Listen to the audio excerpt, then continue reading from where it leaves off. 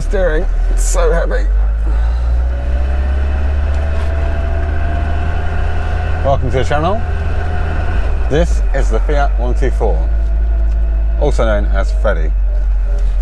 So, I bought this car as a lockdown project, and so I've had it a few months now.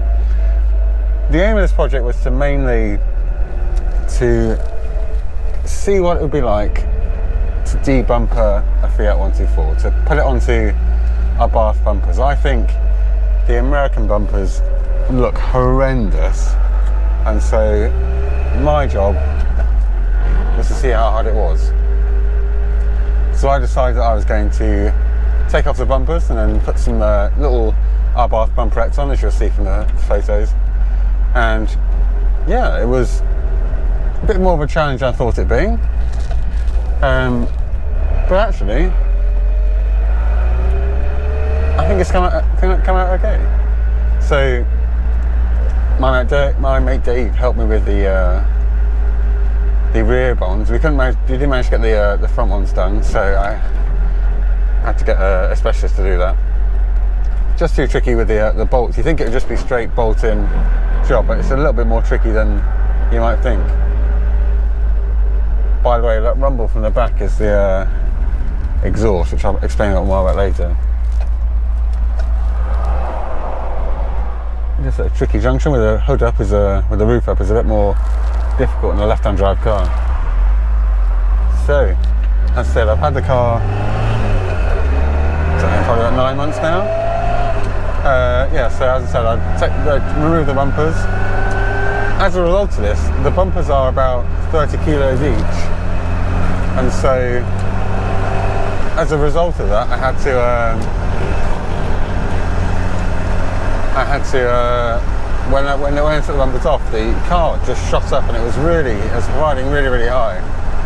So I had to put European shocks on. So again, I bought those from Germany, from Spider Point, and they brought the car back down to what would be a European specification instead of the US bumper, the US springs, and because the bumpers are so heavy, they have to put different springs on. So it's got European springs on. Now it has the Bath bumperettes. You can go for the chrome bumpers. I've seen quite a few. I test drove one that had a chrome, sort of aftermarket chrome set. It did look really nice. I just feel to de-chrome it, just take as much off as possible, really enhance the look. And it's also a lot lighter as well. So yeah, I wanted to bring this car to make it better handling, quicker, and just really nicer looking. So those are the main reasons why I did it. What else have I done? Not much really. The story behind buying it, I bought it off a chap in Essex. It was advertised on Car and Classic, that famous place of lost dreams, and so saw it advertised for ridiculously cheap, and so I went to go see it, and it was an Italian chap, sort of in his perhaps 60s maybe, had a strange Italian Essex accent. Really nice guy, but he really didn't want to sell it, so I had to sort of negotiate in a very long and windy way to get the car. But eventually he sold it to me, and yeah, he refused to let the car move until somebody could prove that the money was in an account, but he didn't have an internet phone, so he couldn't check. So it involved various friends and various things before he would let it go. Friends proving that the money was in his account. Anyway, so yeah, I bought the car, did the bumpers, lowered it to European spec, and yeah, and that's where we are now really. It hasn't really needed anything else. It's actually been really reliable. I mean, the car does need a bit of a tune. I'll do that one time. It's been really nice. The power steering, as you witnessed firsthand, is very, very well. It doesn't have any power steering, so the steering, as you witnessed, is ludicrously heavy. I got a quote for a power steering conversion, and it came out at over £2,000, so £2,200. When the garage that did the suspension did it, they unfortunately put the exhaust too close to it's rubbing on something. You can hear it, it's 3,000 revs, you can hear it descend. The exhaust had a little rattle, so unfortunately that might get that sorted out and move the exhaust slightly. Slightly annoying is it was supposed to be by the specialists in 124s, so I was a bit surprised that that worked. Anyway, what else happened? Not much really. Oh, when I was putting the bumpers in, you have to remove the rear bumpers, you have to remove the fuel tank, so I took that out, and it's remarkably rust free. This is a California car, has been until 2016, and there's no rust on it. It's unbelievably preserved.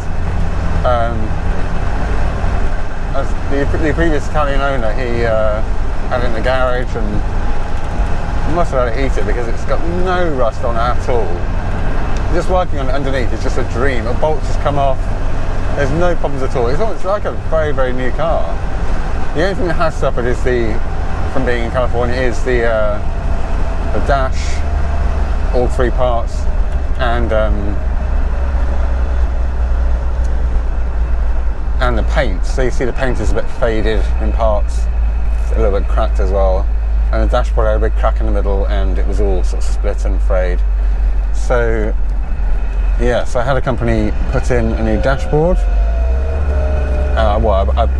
I found apparently the last dashboard available, and middle section and lower section, so I got those.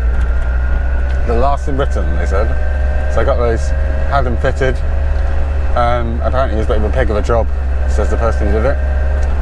And yeah, so that was fitted.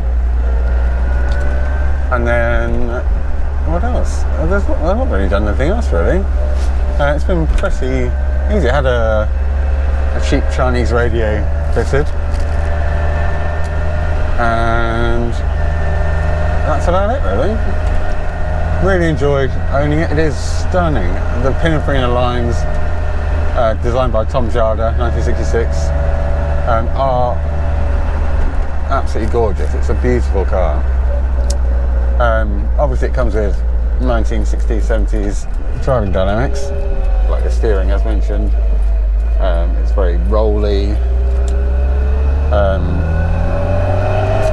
Obviously the sound and the carburetors make it tricky to start at some stages. But you do just bowl along in this. It's surprisingly quick. I mean, the main noise you can hear is probably the transmission noise and the exhaust rattle. But it's really nice to drive.